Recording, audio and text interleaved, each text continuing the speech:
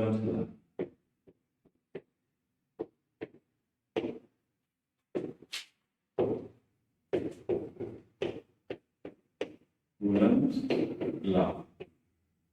Law का vector form अगर हम बात करेंगे तो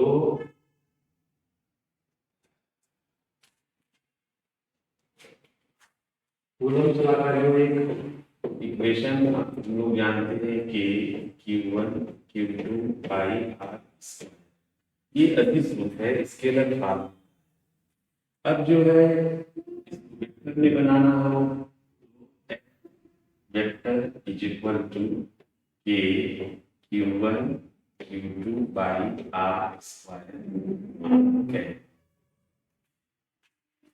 ये बच्चे देखो आपको में बहुत सारी चीजें बताई जाती है सब्जेक्ट से रिलेटेड होती है, बट हम आपको एकदम इजी वे में इसको और भी आगे में बताया जा सकता है। यहाँ पे हमने डायरेक्शन शो किया, आपको पता है कि डायरेक्शन के लिए हम यूनिट वेक्टर यूज करते हैं। यूनिट वेक्टर अगर निकालना हो तो आप जानते हैं ये वैल्यू यहाँ अगर हम करेंगे वेक्टर मिलेगा k Q1 Q2 by square और आर वेक्टर बाई यहाँ से F vector is equal to k Q1 Q2 by यहाँ वैल्यू करेंगे आर क्यू और आर वेक्टर। अब जैसे यहाँ पे डायग्राम से तो नीट लेवल में इतने से कम है, लेवल तो एडवांस लेवल में पढ़ना पड़ता है। जैसे हमारे दो वेक्टर हैं Q1, अब इनका जो पोजीशन वेक्टर हम लेते हैं दोनों चार्जेस R1 वेक्टर और इसका अब इसको आप मिलाइए इस डायरेक्शन में चलिए, that is vector R vector is equal to minus. अगर हम Q2 पर फोर्स देखें by Q1 force on Q2 by Q1 तो Q2 पर फोर्स Q1 कितना लगाएगा के Q1 Q2 बाई। अब हम R वेक्टर की वैल्यू रखेंगे R2 माइनस R1, अगर इसका मॉडुलस वैल्यू ले लें तो मिलेगा R2 माइनस R1। यहाँ पे क्यूब करेंगे R2 vector minus R1 vector और इसका मॉड क्यूब। R वेक्टर की वैल्यू रखेंगे R2 vector minus R1 vector. That is the force on Q2 by charge 1. This is written as this. Similarly, force on Q1 by Q2 charge पे force कितना लगेगा अगर ये बात करते हैं। सिमिलरली तो इसको हम लिखेंगे force on charge 1 by charge 2 equal to इसी का अपोजिट कर देंगे के Q1 Q2 यहाँ पे लिखेंगे R1 माइनस R2 वेक्टर, इसका हम करेंगे Q, यहाँ लिखेंगे R2 minus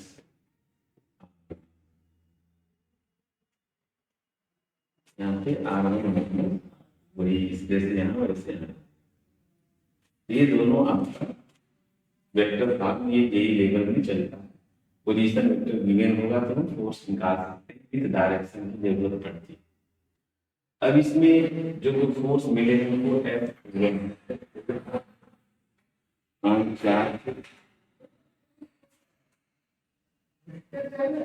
force on charge 2 by charge 1। Force on charge 2 by charge 1 अगर हम लोग देखेंगे तो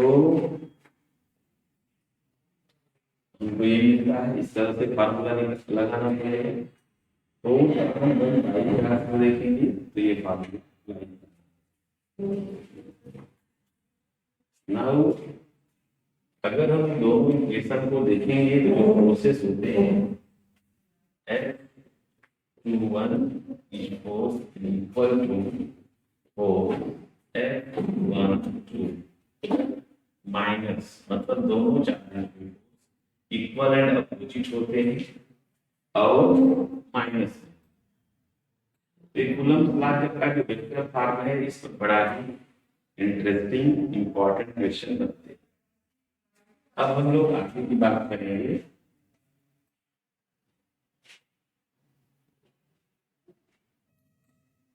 देखिए आगे जैसे बात करें यहाँ पर एक होता है super position theorem. Super position theorem आप बोलते तो बोलते हैं अध्यारोपण का सिद्धांत। अध्यारोपण का सिद्धांत। सुपर पोजिशन थ्योरम क्या कहता है, जैसे ये चार्ज है क्यू नॉट मान लीजिए, इसके जो पड़ोसी चार्जेस हैं वो Q1 है। जैसे जितने पड़ोसी होंगे उतने झगड़ा होने की कंडीशन ज्यादा होती है। ऐसे ही इतने सारे चार्ज, अब ये सब के सब चार्जेस इस चार्ज पे फोर्स अप्लाई करेंगे। सारे के सारे जो चार्जेस हैं इस पर फोर्स अप्लाई करेंगे। सपोज दैट Q1 ने इस पर फोर्स अप्लाई किया इधर F1, Q2 ने फोर्स अप्लाई किया F2, Q3 ने फोर्स अप्लाई किया F3। तो एक चार्ज को अगर हम देखें, Q नॉट को अगर देखें, Q नॉट पे तीन फोर्सेस अप्लाई, एक चौथा भी होता है फोर्स अप्लाई। बात आती है कि Q नॉट पे जो टोटल फोर्स होगा वो कैसे निकालेंगे। टोटल फोर्स को हम लोग कहते हैं net force. Net force on charge Q not.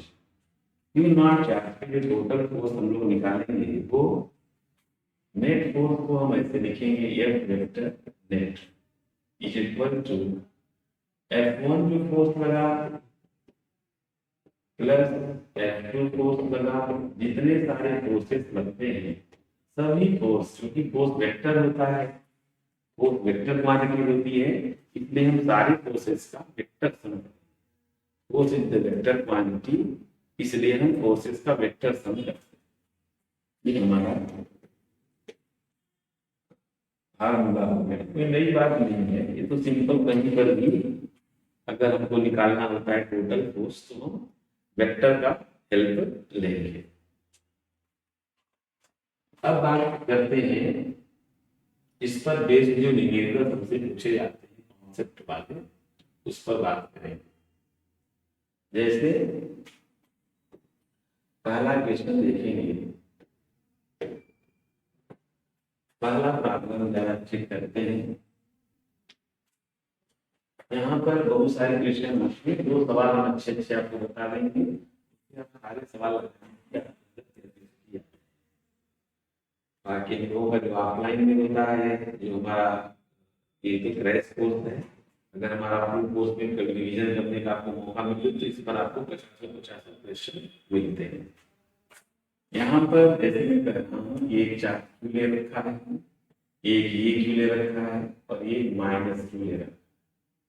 दो क्वेश्चन बनाते हैं आपके लिए। तो वेक्टर में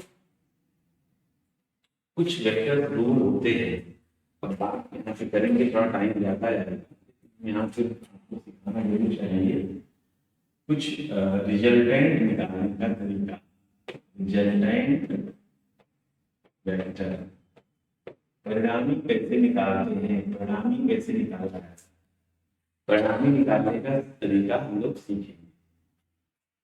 जैसे आप जानते हैं कि दो वेक्टर अगर सेम डायरेक्शन में ए वेक्टर और बी, तो इनका जो रिजल्टेंट होगा ए प्लस बी से आ रहा है। अगर दो वेक्टर अपोजिट में होंगे, देखिए इधर दो, इनका रिजल्टेंट आता है ए माइनस बी से। अगर वेक्टर 90 डिग्री पर आ जाए, दो वेक्टर 90 डिग्री पर होते हैं, तो उनका रिजल्टेंट पाइथागोरस थ्योरम से निकालें। अगर उसमें एक स्पेशल कंडीशन बन जाए कि if a is equal to b, अगर ए और बी बराबर हो, रिजल्टेंट निकलता है ए रूट 2। मैथ आप यहाँ अप्लाई करके चेक कर लीजिएगा। ए और बी बराबर रखेंगे ना तो अपने आप सॉल्व करने के लिए आ जाए।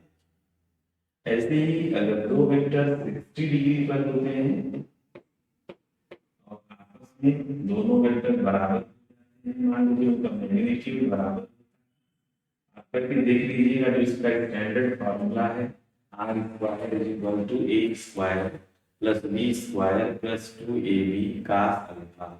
इस फार्मूला पे अगर आप रख करके चेक करेंगे तो आपको पूरा मिल जाएगा। ये रिजल्टेंट हम कैसे हैं, यहाँ पे अल्फा की वैल्यू हमने क्या दे रखी है 60 डिग्री, तो रिजल्टेंट कैसे निकलेगा, यहाँ पर a अंडर रूट 3, ये रिजल्टेंट निकालने तरीका। अगर अल्फा की वैल्यू हो जाए 120 डिग्री, 120 डिग्री अगर अल्फा हो जाता है और दोनों वेक्टर बराबर आपस में, और 120 डिग्री पर अगर होते हैं, जितना ये है उतना ये दोनों वेक्टर बराबर है। ये मैं आपको बिल्कुल स्मार्ट तरीका सिखा रहा हूँ, कैसे भी फटाफट बड़े बड़े न्यूमेरिकल को आप छोटे में कैसे सॉल्व कर सकते हैं। आजकल जानते हैं टाइम मैनेजमेंट बहुत बड़ा फैक्टर होता है कंपटीशन बीट करने में। टाइम मैनेजमेंट की बात आती है कि न्यूमेरिकल तो हम लोग बहुत लोग कर सकते हैं, बट बहुत लोग बहुत देरी में करते हैं, बहुत लोग न्यूमेरिकल को जल्दी करते हैं। ये भी कहीं ना कहीं एक बड़ा फैक्टर है सिलेक्शन में। यहाँ पर ए वेक्टर और ये बी वेक्टर, इनके बीच का जो एंगल है वो 180 डिग्री। इस केस में अगर हम रिजल्टेंट निकालेंगे तो हमारा a resultant also equal to their magnitude, resultant भी उन्हीं के मैग्नीट्यूड के सेम हो जाए। ये 3 4 मेन 5 कंडीशन हम इसे ये 90 डिग्री वाला है, 60 वाला और 120 वाला माइंड में रहता है, हम लोगों को बड़ा फायदा मिलता है, हमारे न्यूमेरिकल बनते हैं और अच्छे से बनते हैं। अब हम बात करेंगे यहाँ पर 3 चार्जेज हैं, ये हमारा ट्रायंगल हो गया और 3 चार्जेस हैं। आपसे हम पूछेंगे या बताइए कि net force on charge minus Q, net force on charge minus Q charge पर नेट फोर्स कितना लगेगा, माइनस क्यू चार्ज पर नेट फोर्स कितना लगेगा।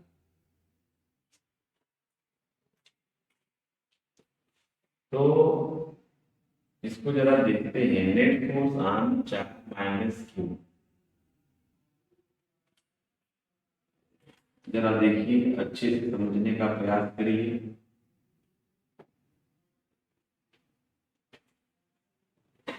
क्यू को नेगेटिव है और ये पॉजिटिव, क्यू चार्ज को ये अपनी ओर अट्रैक्ट, ठीक है, और ये इस माइनस क्यू को यह क्यू अपनी ओर अट्रैक्ट।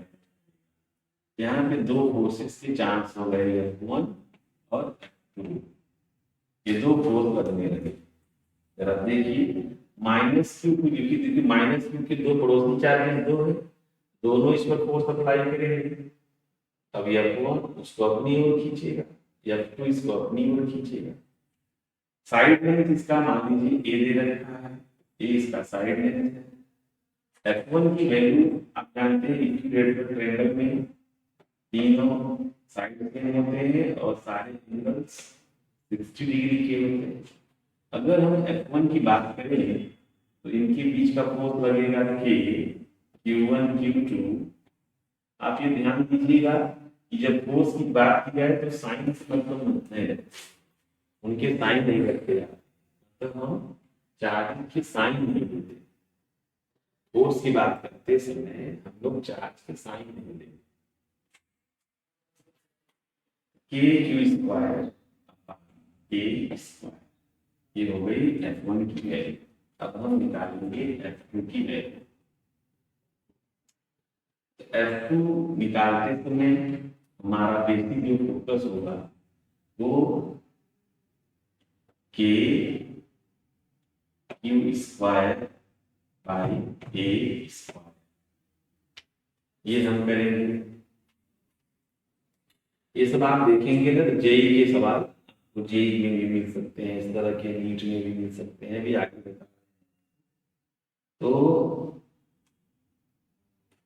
यहाँ पर आप देख लीजिए माइनस क्यू जो चार्ज, माइनस क्यू चार्ज पर दो तरह के फोर्स बन गए। ये आप देखिए जरा, दो तरह के फोर्स लगे हैं और दोनों फोर्स क्या है आपस में अगर देखिए तो दोनों फोर्स इक्वल हैं। कितने डिग्री पर है? 60 डिग्री पर। तब क्या करोगे, इनका रिजल्टेंट क्या हो जाएगा? रिजल्टेंट फोर्स क्या हो जाएगा? दोनों फोर्स इक्वल है और 60 डिग्री पर है। K q square by a square root 3। ये वाला जो कॉन्सेप्ट है, दोनों वेक्टर बराबर हैं 60 डिग्री पर। ये देखिए एकदम फटाफट क्वेश्चन सॉल्व हो। तो ये क्वेश्चन हुआ। अब हम क्या करेंगे, उस कॉन्सेप्ट को डिलीट नहीं कर रहे हैं, इधर का हम डिलीट करेंगे और फिर हम आपको इसी पर बेस्ड दूसरा न्यूमेरिकल बताएं। और भी बढ़िया सवाल है, ये दो तीन सवाल कॉलम चलाए तो मेन है।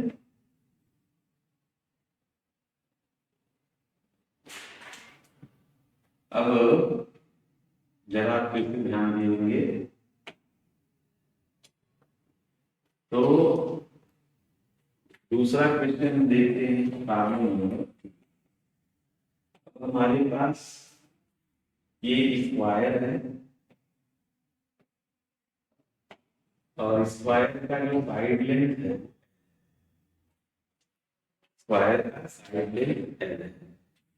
स्क्वायर में जितने वर्टेक्स हैं इन सभी पे क्यू चार्जेस है। आप जानते हैं स्क्वायर के सारे साइड इक्वल होते हैं। क्वेश्चन यहाँ पर ये कह रहा है कि net force on any charge. देखिए यहाँ हम आपसे केवल ग्रीन क्वेश्चन पे चर्चा करेंगे। एकदम जो इफेक्टिव होगा, जो आपका कॉन्सेप्ट भी क्लियर करेगा। एकदम ब्रीफ में चर्चा नहीं हुई है। That is the crash force for you, ये आपके लिए क्रैश फोर्स है। तो कंप्लीटली कॉन्सेप्ट बताया जाएगा 100%। न्यूमेरिकल्स थोड़े कम रहेंगे, लेवल वही रहेगा लेकिन न्यूमेरिकल्स की संख्या थोड़ी कम होगी। आपका एक फटाफट रिवीजन आपको दिया जाएगा। Net force on any charge, किसी एक चार्ज पे नेट फोर्स बताना। अब एक चार्ज पे नेट फोर्स बताने के लिए अगर आप देखिए तो इसके पड़ोसी चार्जेस कितने हैं? इसके पड़ोसी चार्जेस देखिए तो 1 2 3 पड़ोसी चार्ज। अब तीनों इस पर फोर्स अप्लाई करेंगे।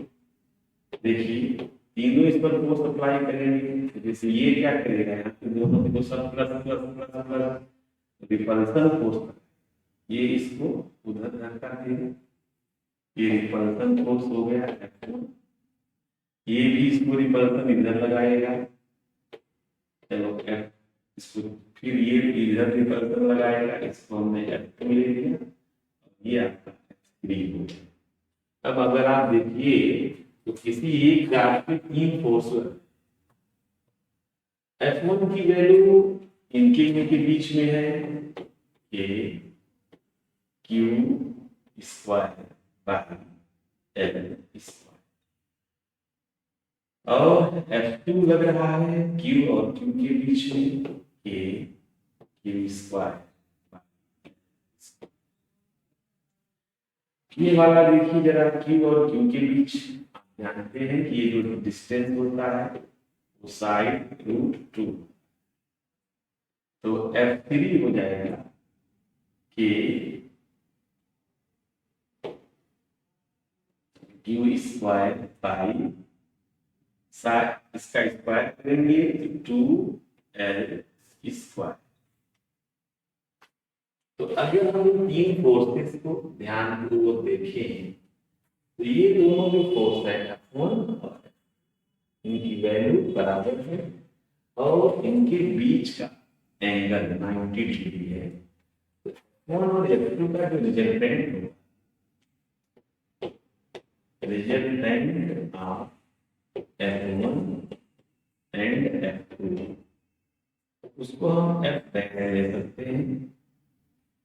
F1 और F2 का जो रिजल्टेंट फोर्स होगा उसकी वैल्यू कितनी होगी, क्योंकि दोनों फोर्स इक्वल है, 90 डिग्री पर है। दोनों फोर्स अगर इक्वल हो, 90 डिग्री पर हो, तो उसका जो रिजल्टेंट होता है वो A√2 होता है। यहाँ पर आप कह सकते हैं F√2। F की value K Q square by L स्क्वायर√2, ये हो गई F की वैल्यू। रिजल्टेंट ऑफ F1 है K Q square by L स्क्वायर√2। ओ ओ ओ ओ अब हम ये चेक करेंगे what is the direction of this force. इस फोर्स का डायरेक्शन क्या है? F डैश का डायरेक्शन होगा वो ये है। अब ये देखा जाए तो F डैश और F3 दोनों के डायरेक्शन सेम है, तो नेट फोर्स कितना निकालेंगे आप? Net force on charge Q पे नेट फोर्स लगेगा F डैश का डायरेक्शन और F3 दोनों के डायरेक्शन सेम हो गए। डायरेक्शन अगर सेम होते हैं तो यहाँ पे बताया गया है दोनों वेक्टर के डायरेक्शन सेम होते हैं, इनको जोड़ देना चाहिए। यहाँ हमको जोड़ देंगे, F डैश प्लस F3 करेंगे। F डैश की वैल्यू आपको मिल चुकी है K Q square by L स्क्वायर√2 प्लस F3 आपको दिख रहा है कि अब हम इधर का हटा दे रहे हैं थोड़ा सा, चलिए लिख देते हैं K Q square by 2L square. ये आपका नेट फोर्स हो गया। इसको आगे भी सॉल्व करके कॉमन ले लीजिए, F net is equal to, इसमें कॉमन ले लेंगे K Q square L square और यहाँ बचेगा √2 plus 1/2, that is your answer. ये देखिए इतना बड़ा सवाल, ये सवाल बड़े सवालों में इस तरह के सवाल अगर आप करते हैं तो मेंस वगैरह अभी इसमें और 2-3 सवाल जो जिस पर जो बेस्ड है कूलम्ब लॉ के, इसमें आपको बेनिफिट होगा और ट्यूशन में बड़ा फायदा करेगा, उस पर भी हम लोग चर्चा करेंगे। ये चल रहा है क्रैश कोर्स आपका, फटाफट रिवीजन आप इससे कर सकते हैं।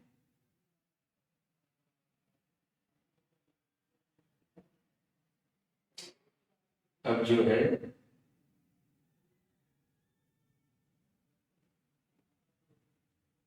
यहाँ पर हम लोग बात करेंगे, एक होता है equilibrium of charge. Equilibrium charges charge, इसी एक चार्ज का आपका charges, equilibrium of charges. Charge का इक्विलिब्रियम ऐसे आपको मैं थोड़ा सा गाइडलाइन दे दूंगा। अगर दोनों लाइक चार्जेस हैं, लाइक का मतलब होता है कि दोनों पॉजिटिव हैं या फिर दोनों निगेटिव, एक ये दोनों निगेटिव या दोनों पॉजिटिव, दो तरह का केस होता है। एक तो लाइक चार्जेस का, एक होता है अनलाइक। तो अच्छा, अनलाइक में जैसे एक Q1 हो गया और एक माइनस, ये तीन तरह का इसका मतलब। एक कैसा बना कि दोनों पॉजिटिव है, एक में दोनों नेगेटिव है, ये लाइक, और ये क्या हुआ अनलाइक चार्जेस। अब इसमें एक हम थर्ड चार्ज, तीसरा चार्ज, तो तीसरा चार्ज का इक्विलिब्रियम मतलब संतुलन की अवस्था देखेंगे कि कहां पे वो इक्विलिब्रियम में हो। तो कहां पर वो संतुलन में होगा, के लिए ध्यानपूर्वक देखिए कहां पर वो संतुलन में होगा, उसको देखेंगे। अगर दोनों लाइक चार्ज होंगे तो इक्विलिब्रियम जो भी पाया जाएगा, Q1 छोटा है, Q2 बड़ा है, तो Q1 के करीब पाए इक्विलिब्रियम थर्ड चार्ज। यहां भी मामला -Q1 लेस देन मामला -Q, जो छोटा होगा, जिसका मॉड छोटा होगा, उसी के करीब में इक्विलिब्रियम बैलेंस में रख सकता। अगर अनलाइक चार्जेस है तो वहां भी चेक करना होता है कि अगर Q1 का मॉड Q2 के मॉड से कम है, ये जो कम चार्ज होगा, जिसकी मॉडुलस वैल्यू कम होती है, मतलब साइन में देखिए, जैसे ये 2 है, ये -5 है, तो आपको लगेगा कि -5 होता है। आप उसके वैल्यू को देखिए, 2 है, ये 5, तो छोटा हुआ 2 है, तो इसमें बाहर आउटसाइड इक्विलिब्रियम का केस मिलेगा, और छोटे वाले के पास में, बड़े वाले के पास नहीं, छोटे वाले, ये कॉन्सेप्ट होता है। ये वीडियो आप फिर से देख सकते हैं, बार बार इतनी हाई कॉन्सेप्ट की चीजें होती हैं, एक बार में नहीं दिखती हैं, देख लेना चाहिए इनको। अब फिर से जरा देखिए, इस बार क्वेश्चन देखिए, हम लोग करते हैं, बढ़िया सवाल करेंगे एग्जाम के में आए हुए सवाल। तो यहाँ पर एक चार्ज है Q, एक चार्ज है Q, J का ही सवाल लेते हैं इसमें, ये सवाल। अब इसमें है कि इनके बीच का डिस्टेंस मान लीजिए कि x, एक तीसरे चार्ज की वैल्यू या साइन क्या होनी चाहिए जो बीच में रखने से पूरा सिस्टम को इक्विलिब्रियम में रखे। थर्ड चार्ज कैपिटल Q की जो वैल्यू क्या हो, थर्ड चार्ज की वैल्यू क्या,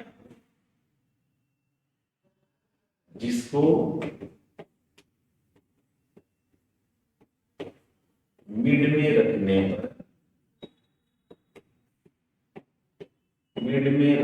पर पूरा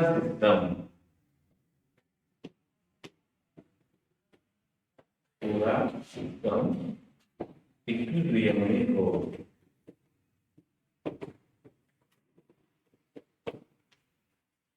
ये क्वेश्चन है कि थर्ड चार्ज को क्या रखें, क्या है, उसकी वैल्यू क्या होनी चाहिए, जिससे कि पूरा सिस्टम इक्विलिब्रियम में हो।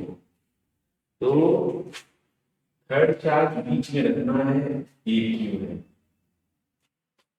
पहले तो ये बात क्लियर है कि Q को नेगेटिव होना पड़ेगा, क्योंकि तभी ये इसको अट्रैक्ट करेगा, नहीं तो Q पॉजिटिव लेंगे तो ये इसको रिपल कर देगा, ये भी इसको रिपल कर रहा है, तो इस चार्ज को ये भी रिपल करेगा, ये भी रिपल करेगा, तो ये बैलेंस में नहीं जा सकता। ठीक है, अब हम क्या करेंगे, Q का साइन नेगेटिव है, जिससे कि ये अट्रैक्शन फोर्स लगाए, force between Q charge and small इधर लगेगा, इस चार्ज को फोर्स दे देगा और इस चार्ज और इस चार्ज बीच का जो फोर्स है क्यू क्यू लिखा जाएगा। अब ये देखिए इस चार्ज को ये चार्ज अपनी ओर अट्रैक्ट कर रहा है और इस चार्ज को ये चार्ज रिपल्सन दे रहा है। पूरा सिस्टम इक्विलिब्रियम में होने का मतलब कि यह चार्ज तीनों इक्विलिब्रियम में है, तीनों चार्ज का नेट फोर्स 0 होना चाहिए। तो अब क्या होगा, हर चार्ज की वैल्यू क्या है इसको मिड में रखने पर पूरा सिस्टम इक्विलिब्रियम में हो। तो आप क्या कह सकते हैं, f q q is equal to f q q. ठीक है, यहाँ इसके और इसके बीच का जो डिस्टेंस हम लेंगे क्यों लेंगे, क्योंकि ये मिड पोजीशन है, बीच वाली पोजीशन। टोटल डिस्टेंस तो यह है, लेकिन यहाँ से यहाँ तक का डिस्टेंस हाफ हो जाएगा।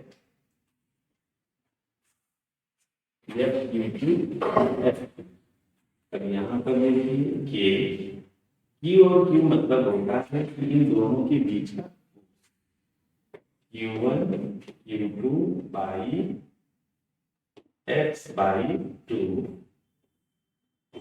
इज इक्वल टू, या तो अगर वेक्टर करेंगे तो विद साइन आएगा, वेक्टर नहीं लेंगे तो नेगेटिव आएगा। K Q Q बाई, अब Q और Q के बीच का फोर्स डिस्टेंस कितना बनाएगा,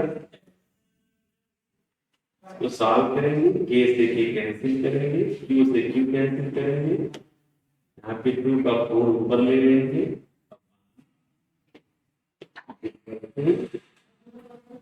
यहाँ पे 1 मिलेगा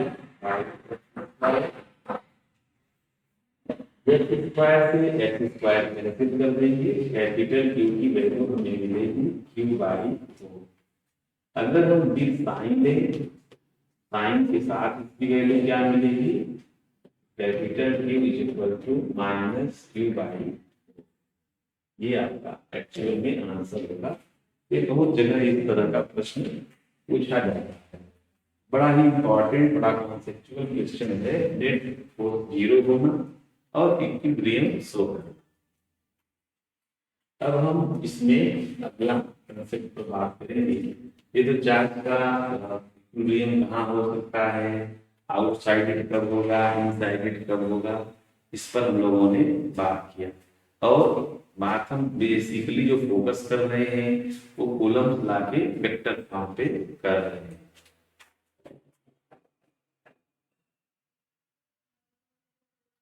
अब देखिए आगे इसके बात करेंगे हम।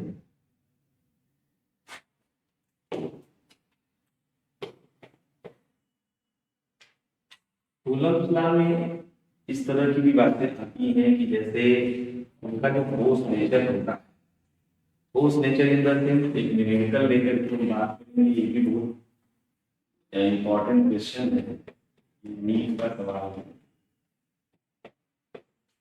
देखिए दो चार्जेस हैं, एक Q है और ये भी Q है, और इनके बीच का जो डिस्टेंस है तो दो चार्जेस के बीच फोर्स है वो F। क्या होगा कि यदि 25% चार्ज दूसरे में ट्रांसफर हो जाए, 25% ट्रांसफर हो जाए, फोर्स इनके बीच का न्यू फोर्स क्या है। अगर 25% चार्ज ट्रांसफर हो जाता है तो इनके बीच में कितना फोर्स अप्लाई। अब हम इनको सॉल्व करते हैं। देखिए इसका जो प्राइमरी फोर्स है वो कितना है, F equal to k Q1 Q2 by, ये इसका प्राइमरी फोर्स लग रहा है। प्राइमरी फोर्स में सेकेंड केस क्या बन रहा है, सेकेंड केस ये बन रहा है कि 25% चार्ज एक से दूसरे में ट्रांसफर होता है।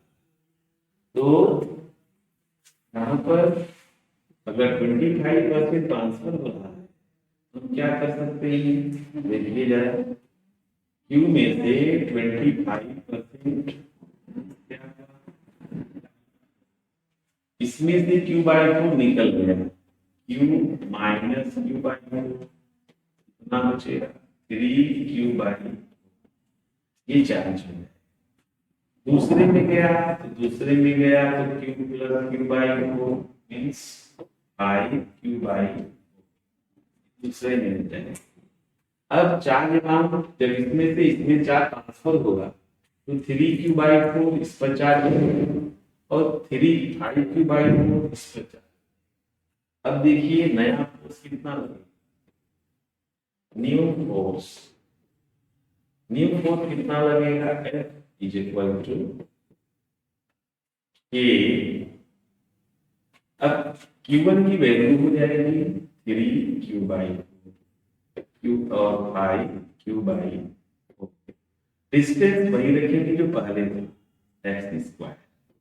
देन क्या मिलेगा, यहाँ पे 5×3 15/16 के Q करेंगे Q²/x।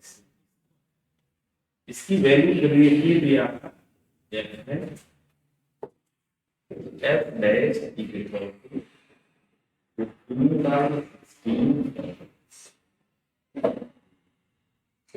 ये आपका न्यू फोर्स की वैल्यू हो गई। आपका आंसर बड़ा ही महत्वपूर्ण अच्छा सवाल है, नीट जेईई लेवल में भी मेंस लेवल में आ सकता है। तो ऐसे अगर हम लोग बात करते हैं ना तो कॉलम्स काफी बहुत सारे क्वेश्चन, बड़े जानदार क्वेश्चन बनते हैं, बड़े अच्छे सवाल बनते हैं। एक सवाल पर हम और बात करेंगे, फिर हम लोग नेक्स्ट टॉपिक स्टार्ट करते हैं। ये कॉलम्स यहाँ पर एक सवाल और करते हैं।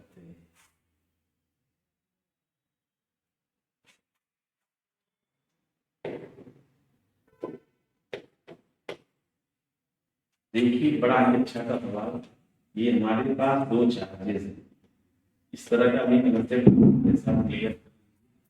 दो चार्जेस हमने ले लिया,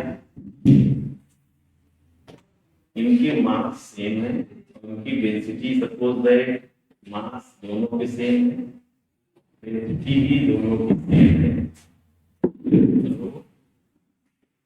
डेंसिटी जो शो करता है। अभी ये ऐसे ही air are in vacuum suspended है, इनके बीच का जो एंगल वैल्यू है वो थीटा। जब इन दोनों चार्जेस को लिक्विड में वो देते हैं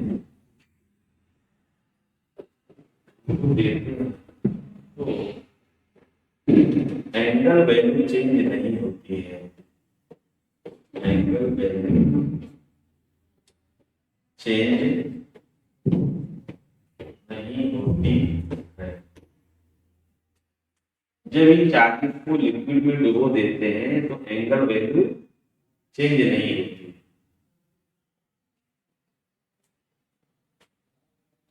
एंगल वैल्यू चेंज नहीं होती है। इन चार्जेस को लिक्विड में डुबो देते हैं तो एंगल वैल्यू चेंज नहीं, तो क्वेश्चन ये है डाई इलेक्ट्रिक कांस्टेंट के हमको बताना है। What is the dielectric constant of the liquid? Liquid का डाइलेक्ट्रिक कांस्टेंट क्या होगा। चलिए इसका सॉल्यूशन करते हैं, इसको लिक्विड में डुबो देते हैं, लिक्विड में डुबो दें। ये देखिए फिर भी एंगल वैल्यू चेंज नहीं हुई, मींस ये देखिए एंगल नहीं का लिक्विड की डेंसिटी क्वेश्चन में दे रखा है सिग्मा डेंसिटी लिक्विड और इसका डाइलेक्ट्रिक कांस्टेंट है वो ये दे रखा है। अब इस पर सॉल्यूशन सीख लेंगे, बड़ा अच्छा लगेगा। बहुत सारे सवाल को मैं आपको बता दूं जो मेरे सिलेक्टेड क्वेश्चन होते हैं, अगर उनको आप एक न्यूमेरिकल ठीक से समझ लो तो आपके अंदर कम से कम 10 न्यूमेरिकल करने की अलग से कैपेसिटी डेवलप हो जाती है। तो यहाँ पर आगे का इसी का सॉल्यूशन देखते हैं नेक्स्ट पेज में। देखिए चार्ज को हम फिर से एंड कर रहे हैं, एंगल वैल्यू थीटा, ये हमारा चार्ज है, थीटा इसकी एंगल वैल्यू हो गई। अब देखते हैं सबसे पहले कि इस पर कितने फोर्स अप्लाई हैं। अब फोर्स किधर किधर अप्लाई होते हैं, कैसे कैसे फोर्स समझिए जरा। पहला तो इस पर फोर्स लगेगा इस साइड में, ये कौन सा फोर्स लगेगा, क्योंकि दोनों के चार्ज है, ये लगेगा इलेक्ट्रिक फोर्स, इसको हम F लिख लेते हैं। ये इलेक्ट्रिक फोर्स हुआ। mg इसको नीचे लगेगा। अगर हम ये देखते हैं यहाँ पे एंगल बनता है थीटा, ठीक है, तो इक्विलिब्रियम में कैसे रहेगा, F इधर एक्ट कर रहा है, mg इधर, और टेंशन फोर्स इधर एक्ट करेगा, ये रहेगा बैलेंस में। क्लियर। और हम इनके बीच का डिस्टेंस ले रहे हैं r। अब क्या करोगे, अगर हम यहां से tan थीटा अप्लाई करते हैं, tan थीटा, तो आप जानते हैं कि थीटा जो है mg को टच कर रहा है तो ये बेस हो जाएगा, ये perpendicular means F3 by mg, ये tan थीटा की वैल्यू हो जाएगी। There is the electric force, या यहाँ पे मैंने ऑलरेडी क्वेश्चन में डिस्कस किया है कि एयर है, तो आप इलेक्ट्रिक फोर्स को एयर में हम लोग बताएंगे ना, या वैक्यूम में इलेक्ट्रिक फोर्स को हम लोग एयर या वैक्यूम में क्या लिखेंगे, F नॉट। एयर या वैक्यूम में हम लोग इलेक्ट्रिक फोर्स को F नॉट बाई mg, ये हो गया इक्वेशन फर्स्ट। अब हम सेकेंड केस लेते हैं, इन लिक्विड, उसको हमने लिक्विड में डुबो दिया। लिक्विड में डुबोने से क्या होगा जरा चेक किया जाए। लिक्विड में डुबोने से देखिए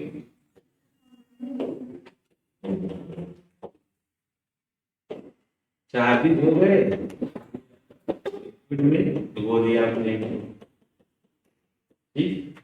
अब हम इसमें आकार क्या है, जो एंगल है वो चेंज नहीं होगा, एंगल थीटा रहेगा।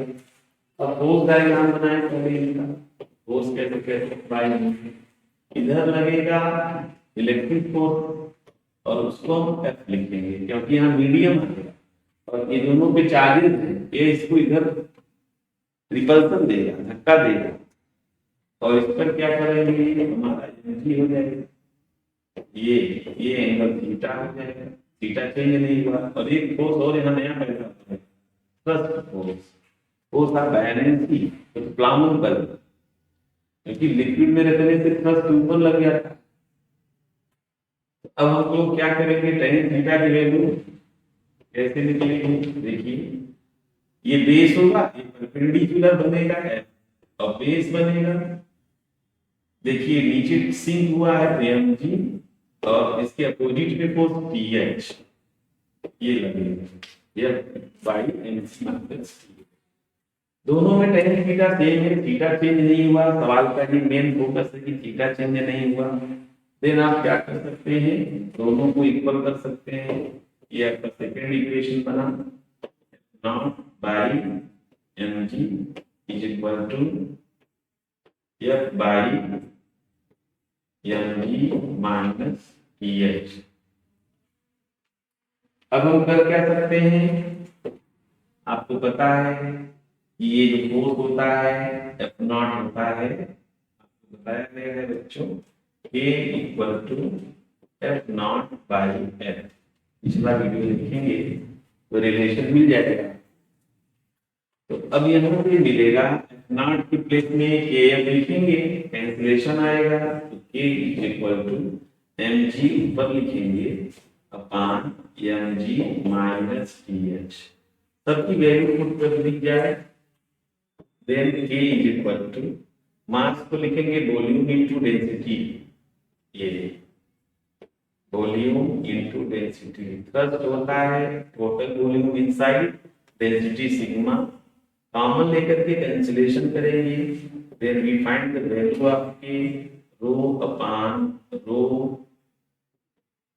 आगे देखते हैं, रो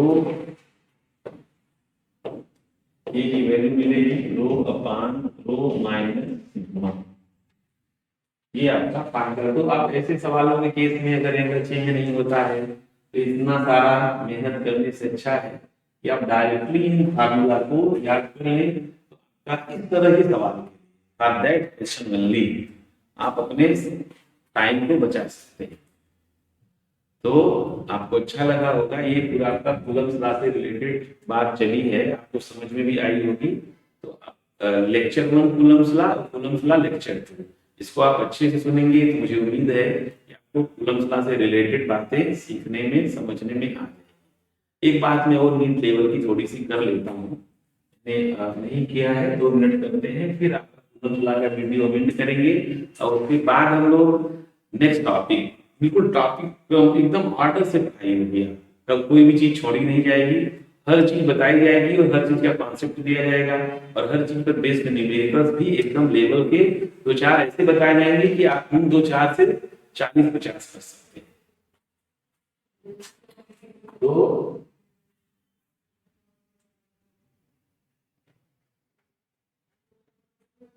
बहुत ही अन्नी सी बात बट सभी जगह है, तो मैं थोड़ा सा नीट के बच्चों को भी लेके चलना चाहता हूँ। जैसे एक होता है ना डायमेंशनल फार्मूला, ये बड़ा ही आता है एक्साइटमेंट नाम, इसका भी रिवीजन हो जाए तो अच्छा रहेगा। हम लोगों को पता है तो मसला हम लोग देखते हैं, फोर्स होता है 1/4 एक्साइटमेंट नाम Q1 Q2 बाई R, ये होता है आपका फार्मूला। यहाँ से हमें अगर एप्सिलॉन नॉट का डायमेंशन निकालना, तो एप्सिलॉन नॉट का डायमेंशन हम कैसे निकालेंगे, 1/4 पाई f को नीचे ले लेंगे, Q1 Q2 बाई। अब एप्सिलॉन नॉट का फार्मूला Q को चार्ज ले लें, ये चार्ज का डायमेंशन 80 होता है, फिर 80 होता है डिवाइडेड बाई फोर्स का NLT-2 और L2। यहाँ इसको सॉल्व किया जाए, यम देखो, यम का डायमेंशन -1 में आएगा, 3 आएगा, माइनस में t माइनस ले जाएंगे प्लस हो जाएगा, तो ये t का पावर 4 आएगा और a का पावर 2।